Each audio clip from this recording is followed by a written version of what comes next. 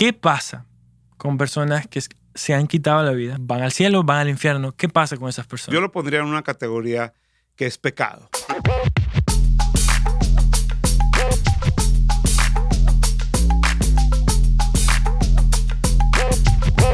Hola amigos, ¿cómo están? Bienvenidos a nuestro podcast una vez más de Fe y Cultura. Estamos aquí con nuestro pastor Paul Lewis. ¿Cómo estás, pastor? Súper bien, emocionado de estar aquí contigo, pues, con toda la gente que nos está acompañando. Sí, súper. Qué bueno que estás aquí hoy porque tenemos varias preguntas para ti Sí. y necesitamos que nos des de tu sabiduría.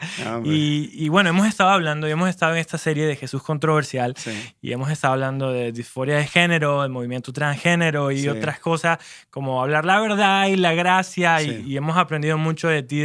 Bueno, a mí me pasaba que como cristianos nos cuesta decir la verdad y decirla con gracia, ¿no? Sí, es que tenemos que entender que todos tenemos una tendencia de inclinarnos uno o el otro. No es necesariamente que estemos mal, sino que a algunos les encanta la verdad. A algunos les gusta, como dicen en México, no tengo pelos en la lengua. Sí. Y lastimamos a 1000 personas y decimos, oye, pues acá yo estaba diciendo la verdad. Sí. Pero luego otros, su tendencia casi siempre, yo les digo los de corazón de pollo, las personas que es pura gracia, no, mira, somos amigos, ¿cómo es que le voy a decir esto? No quiero herir sus sentimientos. Entonces, reconociendo que todos tenemos la tendencia de uno o el otro, eso es una, reconocerlo. Y dos, entender que lo sano, el modelo de Jesús era tener los dos. No es uno o el otro, es absolutamente los dos. Sí. ¿Verdad? Siempre con amor. Nunca decir la verdad sin amor y nunca nada más decir las cosas en gracia y amor sin la verdad. Súper bien. Y lo mencionaste en el mensaje cuando hablamos del infierno. Sí. Y decías que el infierno es uno de esos temas que probablemente crean más controversia entre los cristianos y probablemente el que no es cristiano también, porque mucha gente se pregunta, bueno, ¿el infierno es que lo estoy viviendo aquí en la tierra o realmente es un lugar en el que va la persona que no tiene a Jesús en su corazón? ¿Por qué piensas que es un tema tan controversial? Sí, yo estaba bromeando con Carlos y con Pamela, que fueron los que predicaron los otros temas, y yo les dije, oye, ¿tú piensas que tu tema es controversial? Yo creo que el más controversial de todos es el infierno.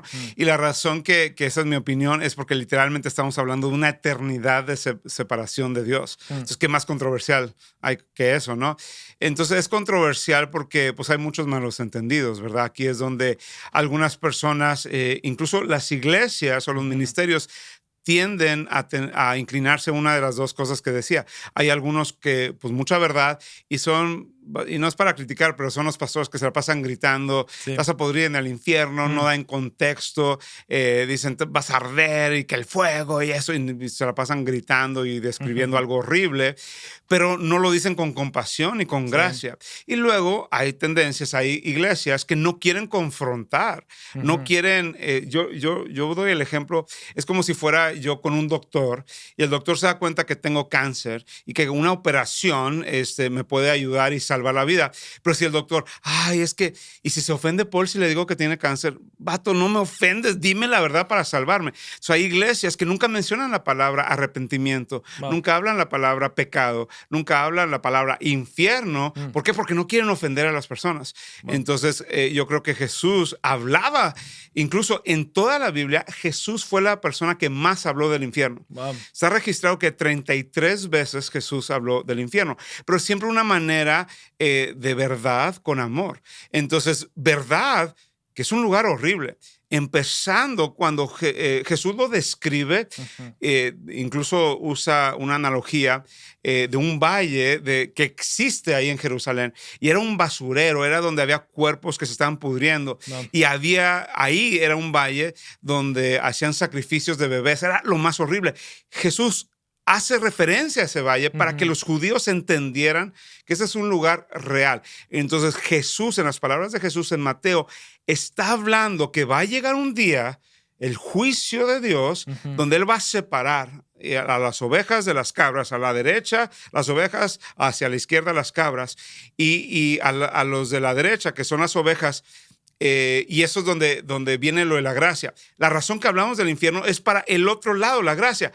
Ahí habla que Jesús dice, las ovejas, yo he preparado un lugar que es el cielo. Entonces, predicar del infierno sin lo que es la voluntad de Dios. La voluntad de Dios es que nadie se pierda, Claro. que nadie se vaya al infierno. Pero luego Jesús menciona que los de la izquierda serán malditos al lago de fuego. Entonces, ese lago de fuego que lo describe, es un lugar de eterna separación de Dios. Pero no nada más es eterna separación de Dios, pero hay que recordar que Dios es bueno. Todo lo bueno que vemos en este mundo viene de Dios. Entonces, el infierno es un lugar donde no hay nada bueno. Buenísimo, Sí. buenísimo.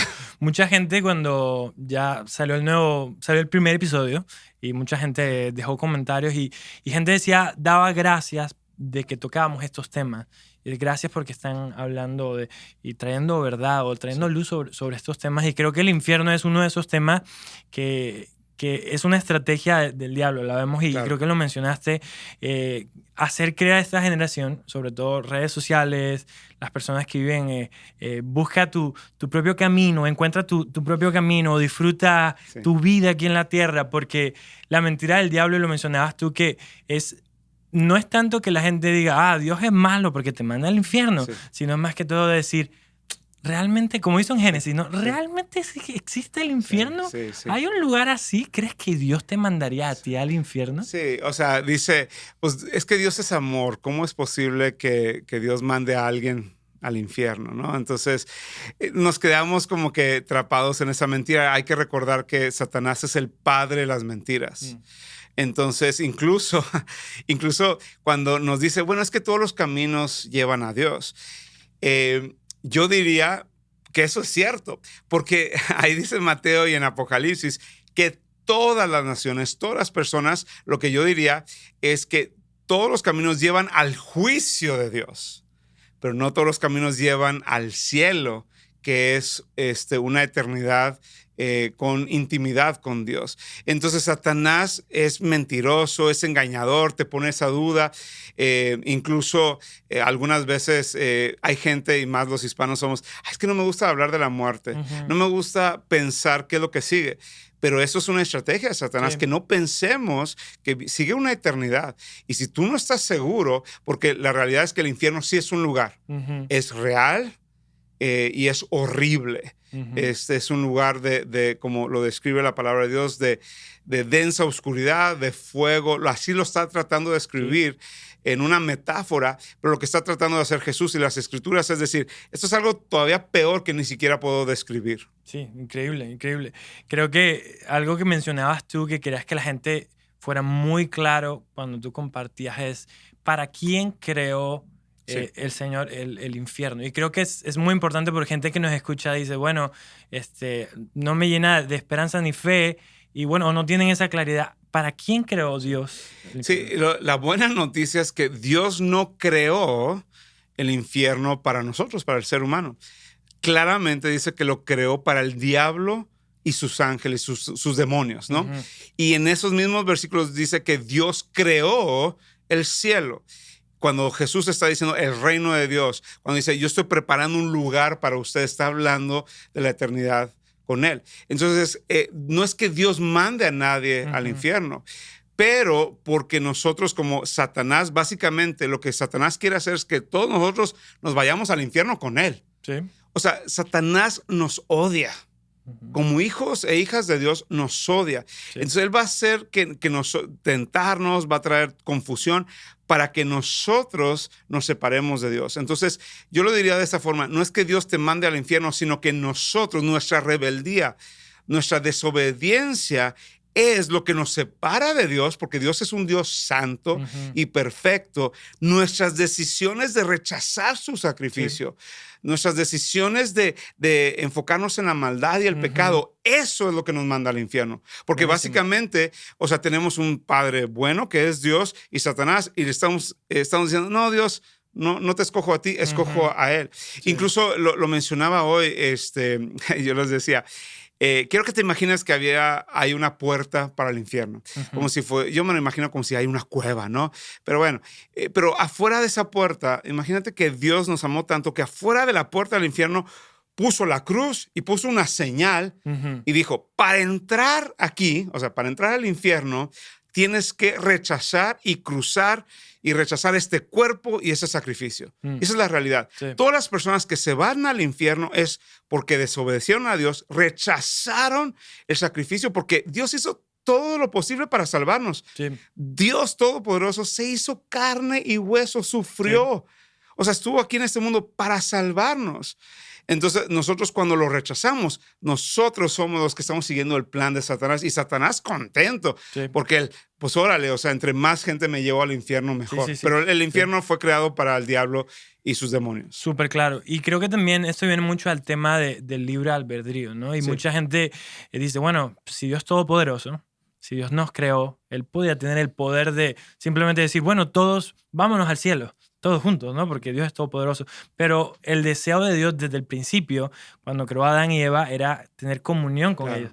Y los creó con el deseo de que realmente nosotros lo amáramos, decidiéramos amarlo.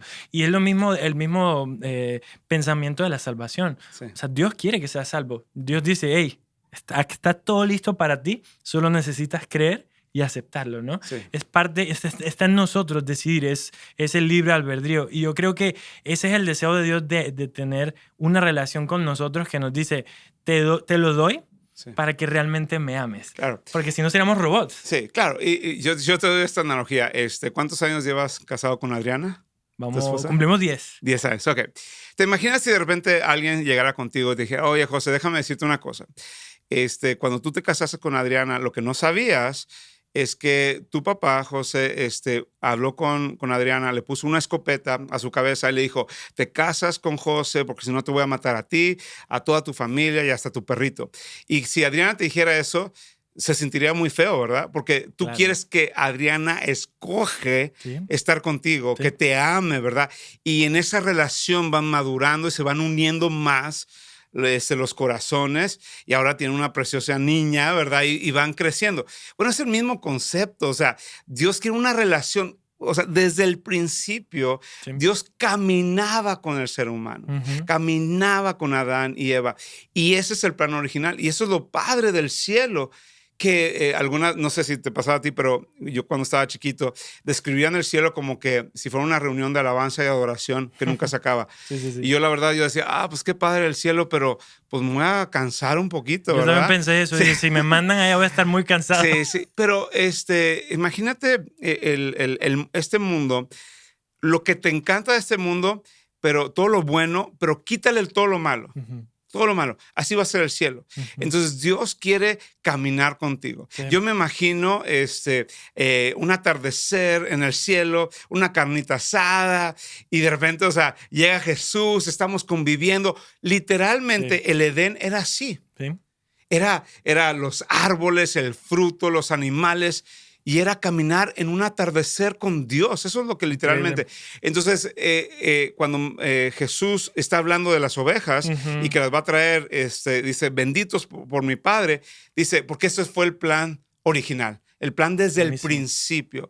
Entonces, yo creo que como tú estás diciendo, escoger el cielo no tanto por miedo al infierno, sino por amor a estar con Él en una intimidad. Sí. Y escuché que alguien dijo hace poco, y cuando lo expresó de esta manera, como que se me abrió un nuevo entendimiento a esto del hecho de que fuimos creados para el paraíso. Claro. Fuimos creados para caminar con Dios. Es nuestro lugar, como fuimos fabricados de fábrica, es nuestro default, ¿no? Sí, claro. Fuimos fabricados o diseñados por Dios para vivir en comunión con Él. Y creo que en parte el cielo es eso, ¿no? Como ese versículo que dice que Dios puso eternidad en nosotros. Es decir, que dentro de nosotros ya está todo para sentir que el cielo es el lugar donde fuimos creados para estar. Sí, algo que me gustó mucho de esta plática que hicimos fue de que este tema del infierno, lógicamente es controversial para aquellas personas que no conocen al Señor, porque, pues, oye, esto es una eternidad de separación de Dios. Pero algunos de nosotros cristianos necesitamos entender que esto también es controversial, porque algunos de nosotros somos egoístas, porque no pensamos en el infierno, porque tenemos una actitud como que yo ya estoy salvo, entonces ya qué, ¿verdad? Entonces, básicamente con esa actitud tú estás diciendo, como yo soy salvo, pues con los demás se vayan al infierno. Y yo creo que una de las cosas que nos preguntamos y nos cuestionamos, y yo soy el primero que admito que a veces me pasa esto, hice la pregunta, bueno, si Dios contestara nuestras oraciones de los últimos 30 días, ¿cuánta gente fuera que aceptaría al Señor? ¿Cuánta gente llegaría a la iglesia? ¿Cuánta gente rendiría su vida a Jesucristo? Y el problema es que creo que muy, muy pocos. Pero tal vez vamos a tener más dinero, tal vez vamos a tener más casas, más carros, vamos a tener un novio, una novia. Nos lo pasamos por las cosas, claro. y eso revela nuestro egoísmo. Entonces es controversial porque el cristiano tiene que entender que el infierno sí existe. Entonces va a cambiar su manera de convivir con las demás personas. Claro. Ahora, esto es bien importante porque si algo batallan a veces los cristianos es que cuando quieren compartir su fe, lo hacen pura verdad sin gracia. Sí, claro. Entonces, es la persona que llega y dice, arrepiéntete, vil pecador. No.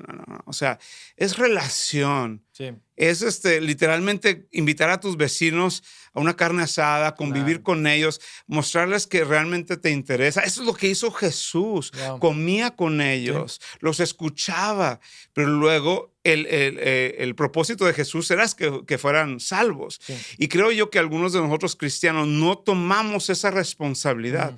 Y leyendo el libro de Hechos, cómo los discípulos tomaban esa responsabilidad de llevar el evangelio. Claro. Estaba estudiando Ananías, que fue el que fue y oró por Pablo. Que estaba ciego, estaba Pablo ciego. Entonces, pero esto es increíble. En oración, Dios le da una visión, le dice, ve ahí.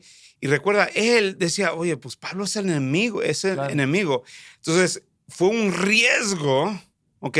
Y es como si ahorita en oración de repente Dios te diga, vete ahí con los carteles o un sicario y ahí te vas a encontrar en una casa. ¿Estás seguro, Señor? Sí, exactamente. Pero va él y lo encuentra. Y fíjate, la palabra que dice Ananías le dice a Pablo, el enemigo de la fe en ese momento, el que mataba y torturaba a cristianos, le dice, hermano Pablo. Wow. Lo primero que le dice es hermano. Impone manos y ora por él. Okay. Todo este rollo para decir que creo yo que esa es la actitud que deberíamos de 100%. Tener. Una, estamos orando con tanta comunión con Dios que Dios nos va a dar esas citas divinas. De repente un familiar. ¿Cómo se ve esto? De repente un familiar que hemos tratado de invitar mucho tiempo a la iglesia, de repente lo ves triste. Oye, ¿estás bien? Claro. Y dice, bueno, es que esta semana me dijeron eso. Y ahí estás sintiendo que el Espíritu Santo estaba preparando ese lugar. Sí. Pero luego también es arriesgarte un poquito. Sí. Porque, oye, ¿y qué dirán? ¿Y qué pasa si le digo a mis amigos y se burlan de mí? Claro. Entonces, Ananías, o sea, dio ese paso de fe en riesgo, pero ve el fruto de eso. Entonces, me pregunto, ¿cuántos de nosotros Dios quiere usarnos para amar y compartir estas buenas noticias con otras personas? Suena como que tal vez no vivimos nuestra vida con urgencia. Sí, así es. Y creo que parte también de todos los que escuchan esto y a la iglesia también, cuando tú predicabas ese mensaje obviamente es urgente. Claro. Porque cuánta gente salió de la iglesia el día que compartiste esto y Dios lo guarde o alguien no aceptó al Señor y tal vez ese era el encuentro que Dios tenía, escuchó el mensaje de salvación y dijo, Señor, decido no aceptarlo y por algún motivo dicen que es más probable que pierdas la vida en un accidente de tránsito que un avión, por ejemplo. Claro. Entonces sabemos que nuestros días están en las manos de Dios. Claro. Pero es nuestro llamado y todos los que lo escuchan entender eso, ¿no? De que nosotros somos los mensajeros de Dios en la tierra, como tú dices siempre, las manos y los pies de Cristo, para que otros escuchen el mensaje. Y antes sé que se nos fue el tiempo súper rápido, hay una pregunta, y sé que mucha gente nos la ha hecho y mucha gente se la hace, y sé que muchos tenemos familiares que han pasado por esto. ¿Qué pasa con personas que se han quitado la vida, es decir, se han suicidado? Ellos van al cielo, van al infierno. ¿Qué pasa con esas personas?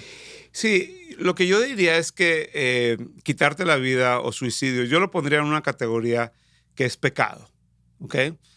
Creo que eso no es la voluntad de Dios. Dios no vino a traernos muerte, sino vida. Vino a traernos bendición y no maldición.